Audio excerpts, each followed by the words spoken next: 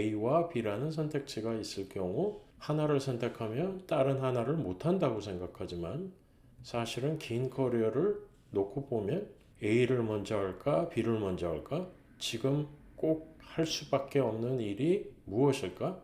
지금 이거를 안 하면 나중에 후회할 것이 무엇이나 순서라는 관점에서 생각해 보는 게 더 건강하지 않을까 하는 그런 얘기고요. 안녕하세요. 한기용입니다. 지난 시간에는 우리가 원하는 선택을 주저하는 이유들에 대해서 살펴봤고요. 이번 시간에는 이어서 다수의 선택지가 있을 때 선택을 잘하는 방법에 대해서 알아보도록 하겠습니다. 먼저 지난 이야기를 리뷰해 볼게요. 우리가 원하는 선택을 주저하는 이유를 살펴보고 있었고요. 두 번째 편이었죠. 구체적으로 두 가지 이유를 살펴봤는데 하나는 과거의 상처. 전에 해봤는데 잘 안 됐다. 이번이라고 무엇이 다를지 모르겠다. 두 번째로는 정답을 찾는 행위였어요. 완벽한 준비가 되면은 시작하겠다. 그러다 보니 시간이 걸리면서 시작을 못하는 거죠. 전체적으로 네 가지 이유를 살펴봤죠. 첫 번째는 나이가 많다. 두 번째는 내 능력이 안 되는 것 같다. 세 번째는 전에 해봤는데 잘 안 됐다. 네 번째는 완벽한 준비가 되면 시작하겠다. 이런 이야기들을 해봤고요. 이번 시간에는 선택을 더 잘하는 방법에 대해서 이야기를 해볼게요. 구체적으로 무슨 이야기냐면 우리 앞에 여러 개의 선택지가 있다. 예를 들어 A와 B라는 선택지가 있을 경우 어떤 선택을 하는 것이 더 좋으냐 이런 거를 놓고 많은 시간을 두고 고민을 하는 경우가 있죠.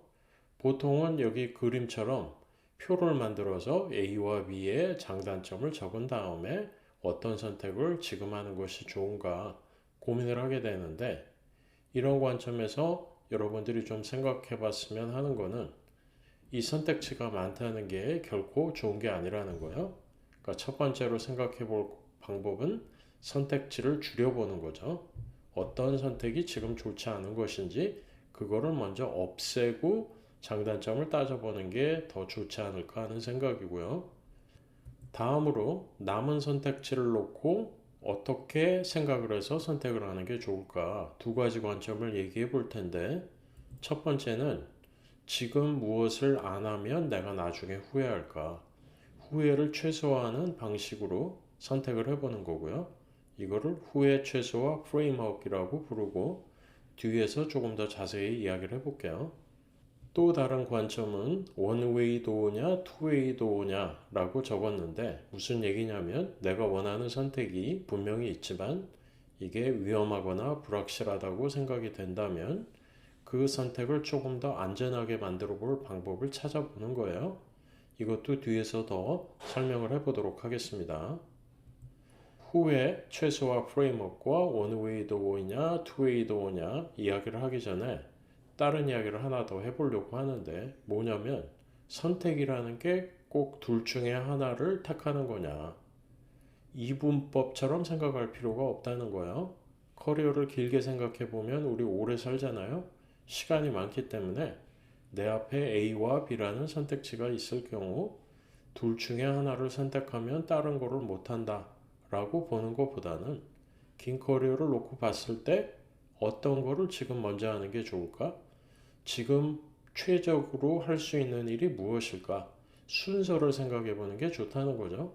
무슨 얘기냐? 보통 우리는 A와 B라는 선택지가 있을 경우 하나를 선택하면 다른 하나를 못한다고 생각하지만 사실은 긴 커리어를 놓고 보면 A를 먼저 할까? B를 먼저 할까? 지금 꼭 할 수밖에 없는 일이 무엇일까? 지금 이거를 안 하면 나중에 후회할 것이 무엇이나 순서라는 관점에서 생각해 보는 게 더 건강하지 않을까 하는 그런 얘기고요. 그러면 후회 최소화 프레임워크에 대해서 이야기해 볼게요. 구체적으로 무슨 얘기냐? 내 앞에 다수의 선택지가 있을 경우 무엇을 선택하면 80살이 되었을 때 후회를 덜 할까? 그런 관점에서 선택을 하라는 거예요. 예를 들어서 내 앞에 A와 B라는 두 개의 길이 있다. 이 중에 무엇을 하면 80살이 되었을 때 후회를 덜 할까? 그렇게 생각을 해보라는 거고요. 어떻게 보면은 머리로 결정을 하지 말고 가슴으로 결정하라. 그런 얘기라고 볼 수도 있고, 이 방법론을 이야기한 가장 유명한 사람이 아마존의 창업자인 제프 베소스죠. 이 사람이 잘 나가던 회사를 그만두고 아마존을 창업했을 때 생각해봤던 그 관점이 바로 후회 최소화 프레임워크라는 거예요. 여러분들도 이 관점에서 한번 생각해 보셨으면 좋겠고요. 다시 한번 우리가 하나를 선택한다고 해서 다른 하나를 해볼 기회가 없는 것은 아니라는 거 꼭 기억하셨으면 좋겠어요. 자, 다음으로 원웨이도 오냐, 투웨이도 오냐. 이 방법 자체는 우리가 원하는 선택이 분명히 있지만 그게 위험하거나 불확실성이 높다고 생각하는 경우 좀 더 안전하게 만들어 보는 것 혹은 안전하게 생각해 보는 관점이라고 보시면 될 것 같고요. 내 앞에 원하는 선택이 있고 문을 열고 들어가기만 하면 되는 순간이다. 그렇게 한번 가정을 해볼게요. 이 경우 원웨이 도어 마인셋은 문을 열고 들어갔다가 실패하면 나도 끝이야. 그렇게 생각하는 거고요. 투웨이 도어 마인셋은 문을 열고 들어갔다가 아니다 싶으면 돌아오면 된다. 그렇게 생각을 하는 거라는 거죠. 문을 열고 들어갔더니 모든 게 너무 좋더라. 그러면은 정말 좋은 선택을 한 거이고요. 근데 문을 열고 들어갔더니 생각했던 것보다 훨씬 안 좋더라. 이런 경우 망했다고 생각하지 말고 원래 위치로 문을 열고 다시 돌아오면 된다는 거예요. 이게 이제 커리어 관점에서는 어떻게 적용이 되느냐? 예를 들어 지금 내가 다니던 회사가 있고 그 회사에서 뭐 나름 행복하게 지내고 있었는데 외부에서 훨씬 더 좋은 기회가 생겼다. 내가 해보고 싶은 일이 있었는데 그거를 해볼 수 있는 기회가 생겼다. 그런 경우 내가 새 회사를 갔다가 잘 안 되면은 내 커리어 망한다. 그렇게 생각하지 마시고 지금 회사를 그만둘 때 아름답게 이별하는 거예요. 그리고 나서 새 회사 가서 열심히 해보고 해봤는데 생각처럼 되지 않는다? 그러면 원래 다니던 회사로 돌아가면 되는 거죠. 실제로 제가 야후와 유데미에서 일을 할 때 저희 팀원들 중에 다른 회사로 갔다가 다시 돌아온 친구들이 있었어요. 그래서 결국 지금 회사에서의 평판, 이별을 할 때 얼마나 아름답게 이별을 하느냐, 그런 게 중요하다는 거죠. 최악의 경우 내 선택이 잘 안 되었고 돌아갈 방법도 없다.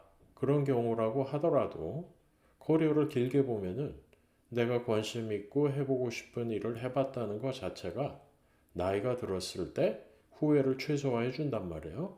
그리고 그런 과정을 통해서 나에 대해서 더 배울 수 있고 다음에 더 좋은 선택을 하는 밑거름이 되기 때문에 더 긍정적으로 바라보는 게 중요하다는 거죠.